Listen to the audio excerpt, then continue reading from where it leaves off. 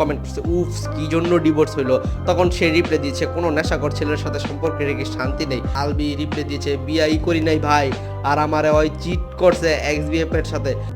মানুষ মানুষকে পরিবর্তন করতে পারে, আমি চেষ্টা করেছি তাই আমি পেরেছি। আমি জানি আপনাদেরও অনামিকা ঐশীর এই পরিবর্তন অনেক ভালো লাগবে। এই পোস্টটা করেছে ডিজে আলবি, মানে অনামিকা ঐশীর হাজবেন্ড বলতে পারেন, এখন এক্স হাজবেন্ড।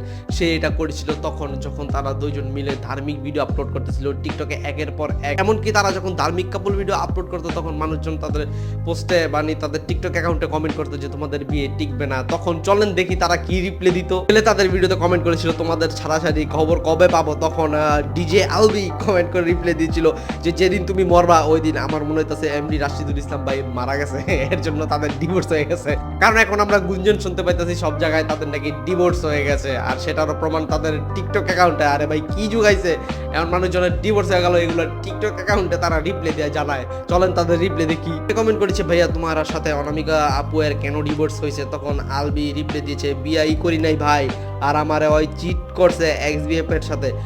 মানে বিয়ে করেন নাই, চিট করছে, বুঝলাম না। যদি বিয়ে না হয় তাহলে ডিভোর্স কিভাবে হবে? কিছুদিন আগেই তো সময় টিভির এক ইন্টারভিউতে বললেন আপনাদের বিয়ে হয়েছে মার্চ মাসে। মানে বুঝলাম না ভাই, খাড়াখাড়ি পোল্ট্রি। কবে হলো বিয়েটা? 21 মার্চ।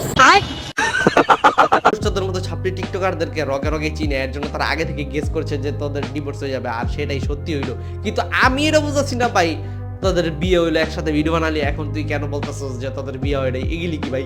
আলহামদুলিল্লাহ খুব খুশি আছি, খুব ভালো আছি। আল্লাহর অশেষ রহমত আছে আমাদের উপর।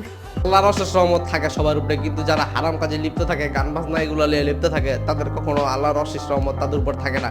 এর জন্য আজকে তোমাদের এই অবস্থা। অনামিকা ঐশী টিকটক ভিডিওতে একটা ছেলে কমেন্ট করছে, উফস কি জন্য ডিভোর্স হইলো। তখন সে রিপ্লাই দিয়েছে, কোনো নেশাখোর ছেলের সাথে সম্পর্কে রেখে শান্তি নেই। এর মানে আলবি নেশা করে। আসলে ভাই আমরা তো আলবির সাথে থাকি নাই বা চলি নাই, বুঝতে পারবো না সে কি আসলে এই নেশাখোর নাকি এই মেয়ের মধ্যে সমস্যা। ব্যক্তিগত বিষয়টা আমাদের কথা বলার অধিকার নাই, কিন্তু ভাই যে সকল বিষয় এরা ব্যক্তিগত রাখে না এগুলো নিয়ে তো আমরা কথা বলতেই পারি, যার জন্য এখন বলতেছি।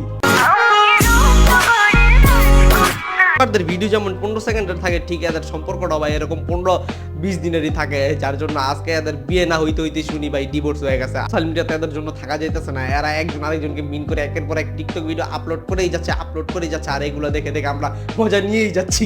সত্যি বলতে গেলে ভাই আমরা বাঙালি, আর আমরা মানুষজনের পার্সোনাল বিষয় নিয়ে মজা করতে বেশি আনন্দ বোধ করি। কোম্পানির বাংলাদেশি মালিককে বলতে চাই, আপনারা আপনাদের টিকটক ভিডিওর দৈর্ঘ্য অনেক বাড়িয়ে দেন, কারণ আপনাদের ভিডিওর দৈর্ঘ্য কম হওয়ার কারণে আপনাদের প্ল্যাটফর্ম থেকে যারা বিয়ে শাদী করে তাদের বিয়ে শাদীরও দৈর্ঘ্য খুব কম হয়ে যাচ্ছে। এর জন্য আমি জোর আবেদন জানাচ্ছি যেন বেশি বড় ভিডিও আপলোড করে আপনাদের প্ল্যাটফর্মের মানুষজন। এই তো অনামিকা ঐশী আর আলবি বিয়ের পর কাপল ভিডিও করতে না পারলো আমার কোনো দুঃখ নাই, কারণ আমি কাপল ভিডিও শুরু করে দিয়েছি। চাইলে আমার কাপল ব্লগিং পেজটা ফলো দিয়ে দিতে পারো।